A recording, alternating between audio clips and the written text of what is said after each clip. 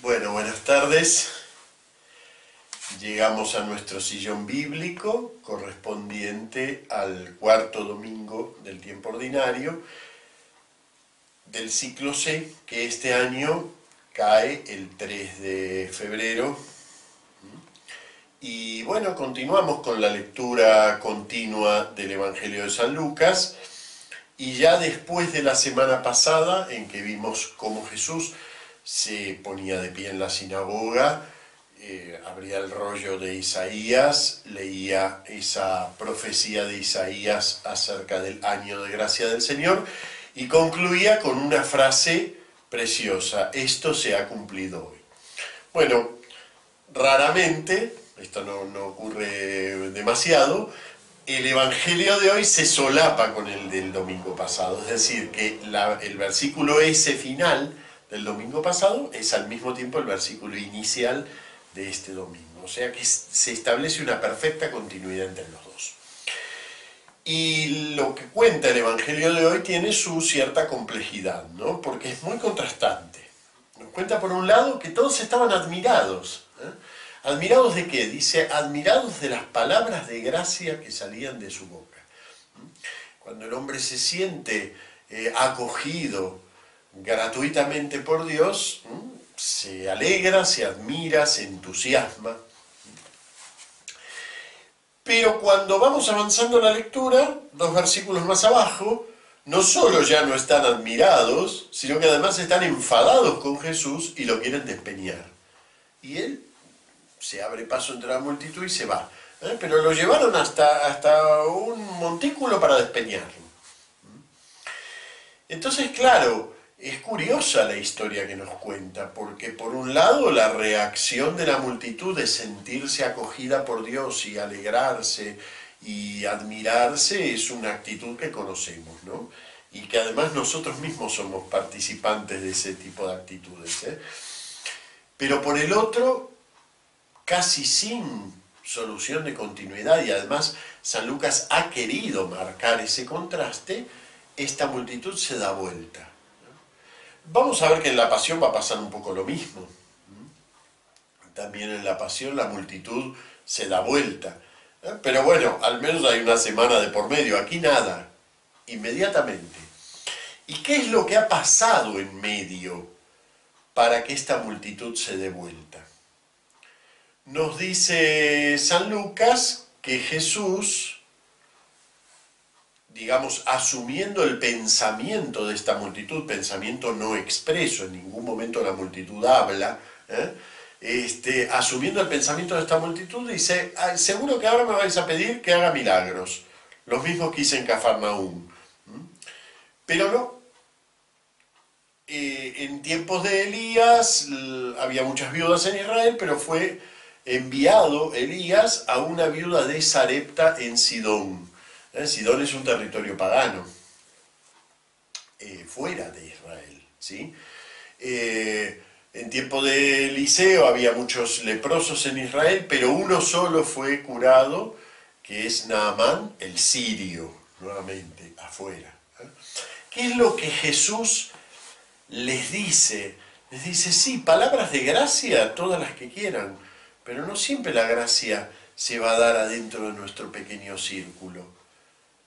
Dios abre su palabra mucho más allá de los círculos en donde nosotros lo ponemos a Él. Nosotros ponemos a Dios en un círculo y Dios resulta que sí, pronuncia palabras de gracia, pero esas palabras de gracia van hacia afuera, van hacia un círculo mucho más amplio.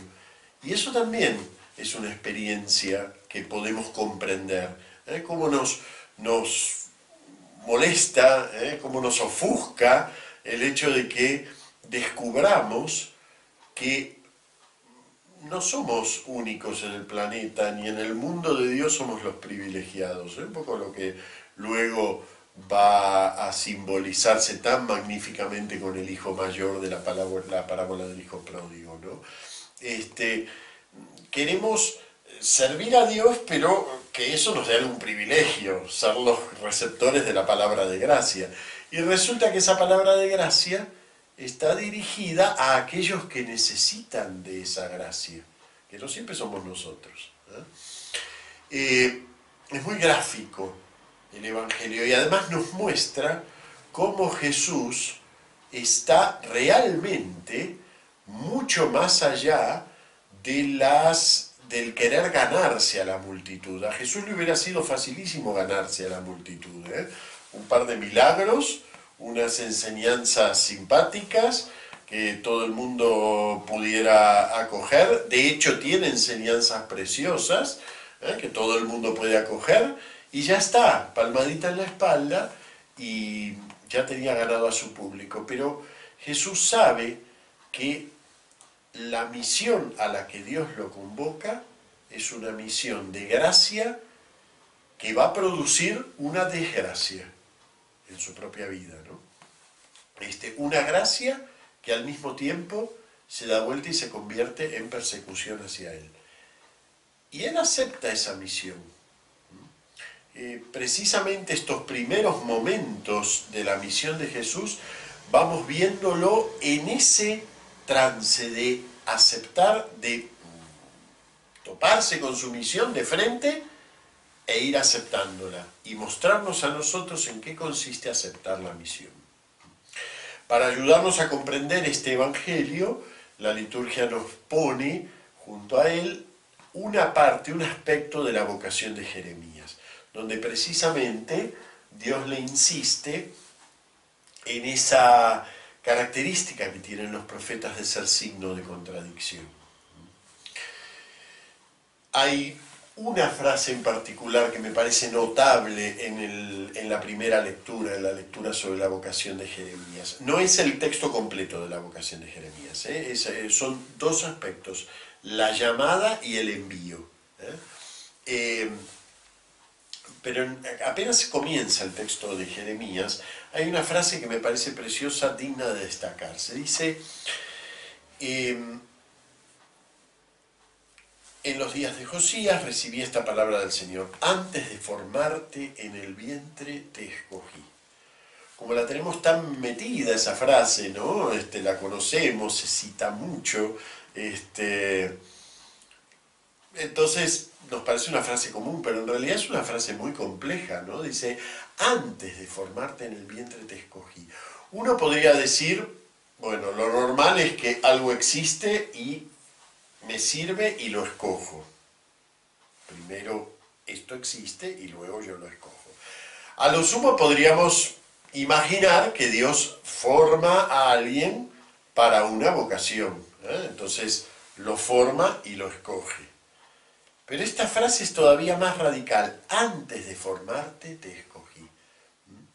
La tarea de los profetas, esta tarea de llevar la palabra de gracia del Señor, pero una palabra de gracia que va a provocar en el hombre una ruptura, que va a provocar en el hombre la necesidad de tomar una decisión, es un designio de Dios que es anterior a todo.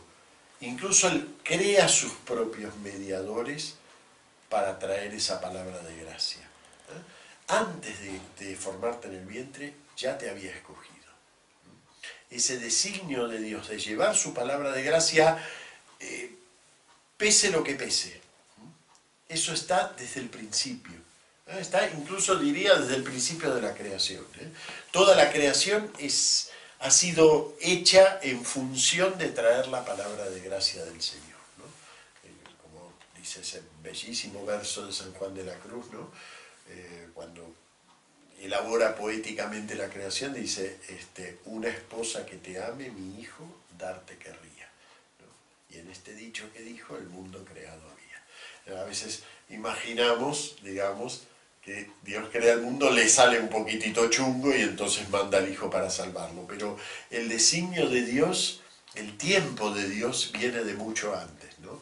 El tiempo de Dios es un tiempo que ya empieza por el amor, ya empieza por la elección, ya empieza por la vocación y desde allí se despliega toda esta existencia, la existencia del mundo, la existencia de los pueblos, la existencia de un pueblo escogido, la existencia de los mediadores y anunciadores que van hacia ese pueblo a llevar la palabra de gracia del Señor.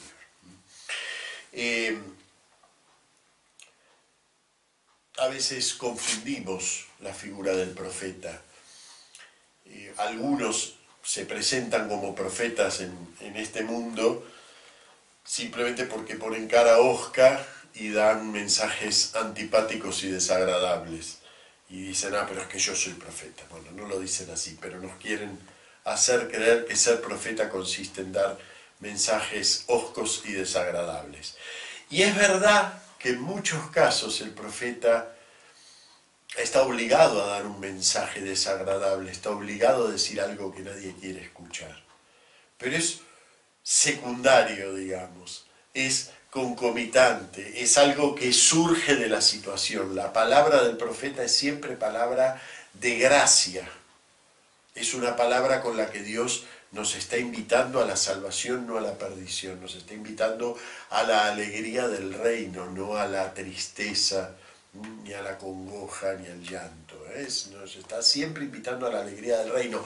Otra cosa es que nos pase como al público de Nazaret, que no seamos capaces de descubrir que esa alegría del reino no es algo que lo tenemos que guardar para nosotros mismos, sino que cuando hablamos de reino, cuando hablamos de gracia, cuando hablamos de palabra salvadora, siempre está incluido llevarlo a los demás. Y claro, si no queremos hacerlo, resulta que nos da rabia que Dios sea tan abierto. Bueno, muy bien. Con esto terminamos las dos lecturas. Lamentablemente no podemos abordar la segunda lectura, que hoy es muy valiosa, es el himno al amor de San Pablo.